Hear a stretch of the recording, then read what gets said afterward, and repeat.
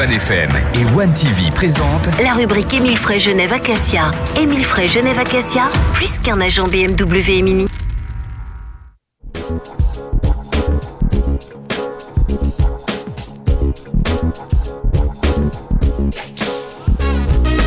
Bienvenue dans la rubrique Émile Frey, Genève Acacia, comme tous les jeudis soirs, et on retrouve pour la toute dernière fois de l'année, nos acolytes. Alexandre Farago, directeur du garage Émile Frey, Genève Acacia, où je dis acolyte, c'est affectueux, parce qu'on passe tous les jeudis soirs ensemble. Bonsoir à tous, mais ne sois pas trop affectueux avec moi, s'il te plaît.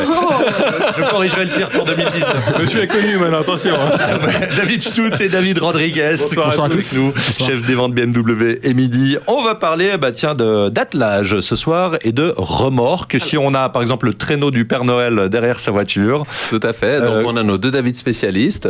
On commence par David R. Alors, ce qu'il faut retenir déjà, c'est qu'un peu sur le même principe en fait des barres de toit, il y a des charges maximales à respecter en fait, qu'on ne peut pas dépasser en fonction du type de véhicule qu'on a. C'est-à-dire que ça, vous pouvez retrouver facilement l'information sur la fiche d'homologation, sur la fiche technique du véhicule.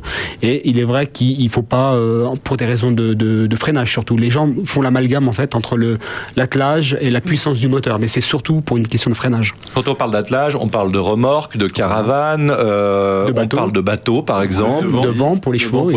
Oui, exactement. Vous dites vent? Des vents, oui, on dit des vents. Je croyais qu'on disait des vannes. Non, surtout pas. Ah bon. Alors attention, ne lance pas la polémique. Excusez-moi. Donc il faut regarder où? Ouais, exactement. Alors votre garagiste peut vous renseigner par rapport au poids tractable du véhicule, mais vous pouvez retrouver cette information aussi sur les fiches techniques qui sont en général délivrées avec les véhicules. C'est possible de retrouver aussi dans le magazine. Alors, si vous avez un crochet sur votre voiture, c'est automatiquement marqué sur la carte grise une charge tractable freinée et une charge tractable non freinée. Donc vous avez toujours, si vous avez le crochet, automatiquement ça sur la carte grise. Sachant il y a des remorques qui freinent elles-mêmes, donc j'imagine que du coup on a le droit à plus de poids. Voilà, exactement. Que les remorques qui ne sont pas freinées. Sachant qu'il y a un poids aussi sur le timon, ce qu'on appelle le timon, donc sur l'attelage lui-même, il y a un poids aussi à ne pas dépasser pour pas créer un déséquilibre en fait au niveau du véhicule. Très bien. Mais c'est pas par exemple 3 fois la charge de notre véhicule, le poids de notre véhicule. Non, c'est vraiment adaptable pour chaque véhicule. Exactement. D'accord. Et est-ce qu'il faut, par exemple, on vient acheter une nouvelle Mini chez Émile Frey Genève Acacia, est-ce qu'il faut le faire directement au moment de la production, choisir l'attelage en option? Est-ce que ça peut se rajouter après? Alors idéalement, c'est vrai qu'il vaut mieux le prendre d'usine. Quand c'est posé d'usine, il n'y a pas de problème. Après, selon certains modèles, on peut le poser après coup, et sur certains modèles, on ne peut pas, ça, en fonction des équipements et des options du véhicule. En sachant que chez BMW, en fait, on peut poser un crochet qui ne va vous servir que pour le porte-vélo BMW, en fait. Parce que maintenant, BMW a fait un porte-vélo que vous fixez sur votre crochet de remorque, qu'on peut mettre à 2 à 3 vélos. Et en fait, c'est un crochet plus simplifié, qui est moins cher.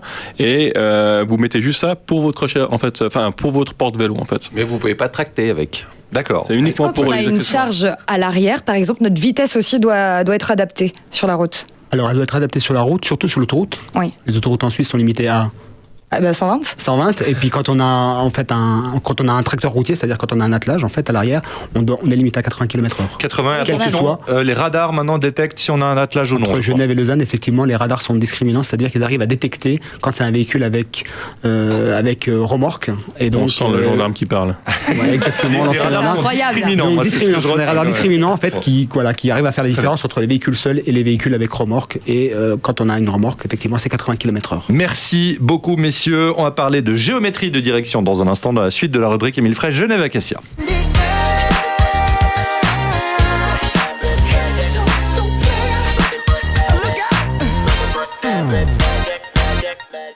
De retour dans la rubrique Émile Frey Genève Acacia. On va parler de géométrie de direction. On a un invité spécial, je crois, Alexandre également. On a un invité spécial avant qu'il s'est faufilé parce qu'il a pensé qu'on avait terminé sur l'enregistrement, mais ce n'est absolument pas le cas. Et on va lui dire de venir. Nico, viens ici. Nicolas. Alors Nicolas Cid, on va le présenter. C'est un des instigateurs de la REVGA. On lui souhaite la bienvenue. Il est là quasiment à tous les tournages, mais c'est aussi un homme de l'ombre. Et puis comme ça, on a la possibilité de le présenter. C'est grâce à lui qu'on est réunis depuis un an et demi. Nico, tu nous vois tous les jours parler dans un micro. N'oublie pas la parler dans le micro. Voilà. Alors on a fait un avis sur la géométrie de direction, Nicolas? Oui, alors c'est le parallélisme. alors comme on l'a dit, on va parler de géométrie de direction et puis en fait, pourquoi est-ce que la géométrie de direction est importante? Donc on va dire que c'est l'alignement de vos roues. Il y a plusieurs angles qu'on va mesurer et ce qui est important, c'est pour l'usure des pneus, pour respecter évidemment les conditions du constructeur, donc les normes du constructeur, pour éviter justement des usures à l'intérieur, à l'extérieur ou au-dessus des pneus s'ils sont mal gonflés, et pour respecter ces choses. Est-ce qu'il y a une astuce justement pour se rendre compte de notre parallélisme pour nos pneus? Ton volant ne sera pas droit. Toi, comme sur ta voiture, quand ça tu montes dedans, tu crois que tu es en ligne droite, mais il est comme ça.